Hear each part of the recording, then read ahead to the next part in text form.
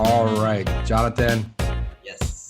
what birthdays are we covering for June 7th through the 13th? We only have one person this week. One And person? What? it's Tim Berners-Lee. Tim Berners-Lee. I feel like this guy's been in the topic quite a bit lately. He sounds familiar. He looks. Yeah. I think his name came up in our tech history segment where the World Wide Web was born. And so Yeah. this guy, it's kind of sad that they attribute one person to the birth of something or the inventor, where in reality it was like a group of people. It wasn't just him, so to speak. He did have a significant part, and I think everybody involved had a significant part in the birth of the World Wide Web. But without the other people, it's almost like there's a body of people that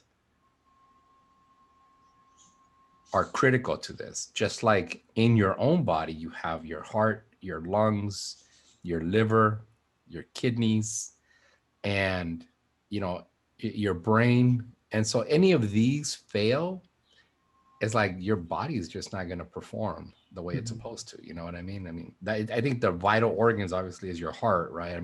If your heart stops, that's it. If your lungs are taken away or they collapse, the heart stops working, oxygen doesn't get into your body. Liver removes all the toxins, kidneys excrete all the toxins. In your brain, your brain kind of drives all these organs, and that's kind of how I kind of feel the way the web came together. So it wasn't like Tim Berners-Lee was the one who invented it. He was a significant part, just like the heart, the lung, the brain are to the body, but he wasn't the only one. There was quite a bit. But from the research that I've done, he did create HTML, and very closely, he was someone very close to him came up with CSS. So we know that HTML is the data that is displayed on the browser. So everything that you see here is just data. This is all just HTML. But the way that this gets styled, like this is a header, this is like a subheader, this is bold, these are links to URLs. You have this superscript right there. All that is done through CSS or cascading style sheets. And so those are the two things that I know that he was heavily involved. The other thing that he was heavily involved with was, and we talked about it last week. What is it?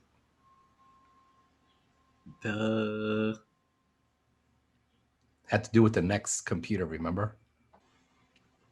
The next computer? Yeah, so the next computer happened to be the first web server. Oh, yeah. Yeah. So that web server had to be, was the first one. But to have, it's almost like the web server, you're familiar with newspaper companies, right? Mm-hmm. So if a newspaper company publishes a newspaper, but nobody subscribes to it, then nobody reads it. So the web server is like the newspaper company. So we had to he had to also come up with a browser. And I believe that he was the one that also came up with the browser.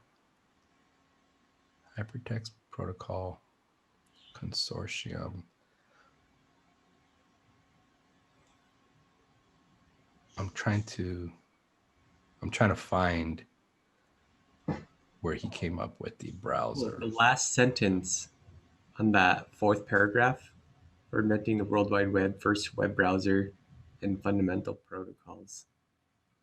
I don't know what web browser it was though. Oh, okay, here we go. He received 2016 Turing Award for inventing the World Wide Web, the first web browser, fundamental protocols, the algorithms allowing the web to scale. So he also came up with the web browser. Mm-hmm. So he created the newspaper company, and he also created the subscribers by putting the two together, basically. So he had a web server and he had a browser, and those two put together allow people to subscribe to whatever is put on the web and whatnot. So yeah, that was. But man, it took 20 years for them to give him the Turing Award.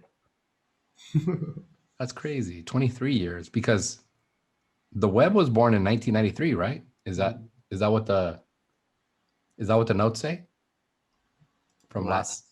Last week. Yeah. World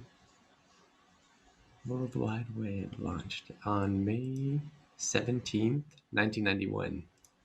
Wow, 25 years before they gave him the Turing Award for inventing the World Wide Web. That's crazy. That is absolutely nuts. But what was interesting is that, I mean, this guy, I think he had the idea. But he was, to me, and I'm not discrediting him at all, but to me, he was kind of like an Edison, where Edison had the idea, and people think that Edison invented the light bulb, right? Mm-hmm. But it wasn't him; it was his team. Now, granted, he had a lot to do with it, but from what I understand is that Tim Berners-Lee had the idea, but his workers actually came up with the details. People that work for him actually came up with the details. Now, I could be completely wrong, and I'm okay with being completely wrong about it. But he did have the idea, just like Edison had like some idea for providing light through a light bulb. But yeah, I think it was kind of the same thing. So, but who knows? But you notice his name is Sir Timothy John Berners-Lee. I guess in Europe, when you come up with something significant, such as the World Wide Web, I mean, who uses that, right? You're given the title of Sir in what was it? In Europe?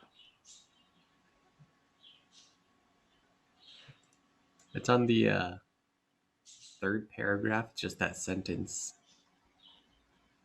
by the Queen Elizabeth for pioneering. Yeah, I think that's Europe. Oh, yeah. He was knighted. There we go. For pioneering his work. So he's a knight in England. That's where Queen Elizabeth's from, right? Yeah. England? Yeah. So the Queen, who probably doesn't even use the internet, knighted him 13 years after he came up with the technology, while the rest of the world didn't give him his Turing Award until 25 years later. Wow. What is wrong with you people? This guy deserves an award far before that. When did you recognize the World Wide Web? Probably the early 2000s, yeah. Somewhere around there. And how old were you? So you were about 9 years old when you recognized the World Wide Web. You're like, ooh, I can search anything, right? I can play games. But when did you recognize that there was like all these different components? Like, you just didn't go to the web. You just didn't open up your browser and it's like, I want to go to, I don't know, what's a site that you used to go to as a kid? Well, I still go to it, YouTube. Okay, YouTube, and you realize Like there had to be a company that called YouTube in order to go to YouTube. When did you realize that it's like, oh, somebody's got to create a website in order for me to visit it? When did that manifest in your mind? Um, Probably around like 2010, around there somewhere. Oh, okay. So you were 1993, 2003, 2000. So you were probably like 17. Uh-huh. In high school somewhere, yeah. Yeah, yeah. When you realize it's like, oh, someone has to create a website Hmm. before I can visit it. And when did you realize that somebody had to do the work to create that website? I mean, somebody just didn't like say, snap their fingers and website's up. When did uh, you realize that, like, man, somebody had to spend time to program all this? I don't know. When you would have to do websites? I don't know. I mean, a lot of people, a lot of people don't realize all the work that goes into websites until they start building websites of their own. Hmm. And I mean, you and I have worked on the database for the significant web API. Hmm. We started off by creating a console application, and then we converted that to a web API. And by building the web API, we broke the console and we had to go back and fix the console application, right? And now we're about to actually do what generates the HTML, the CSS, and the JavaScript for that website. And it's like, it's a lot of work, huh? Hmm.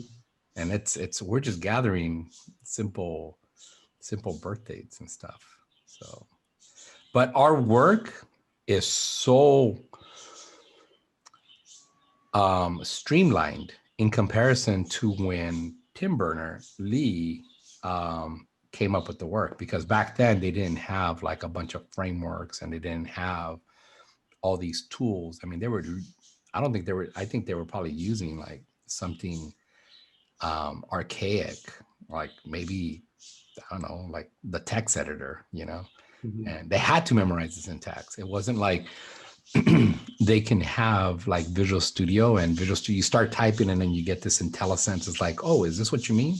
And as you type more, the list kind of shortens up and you get to pick, the syntax that you're looking for. And so, but yeah, I don't know where I was going with that, but They were but I think smart. we have a lot less work now than back in the days when this was first, when Tim Berners-Lee first came up with it.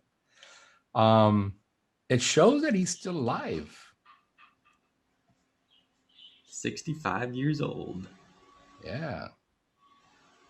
Well, thank you, Tim, or TBL, other names that they've given him, Tim BL, TBL, for the World Wide Web. So if anybody out there is browsing the web, watching this podcast, it's because of Tim.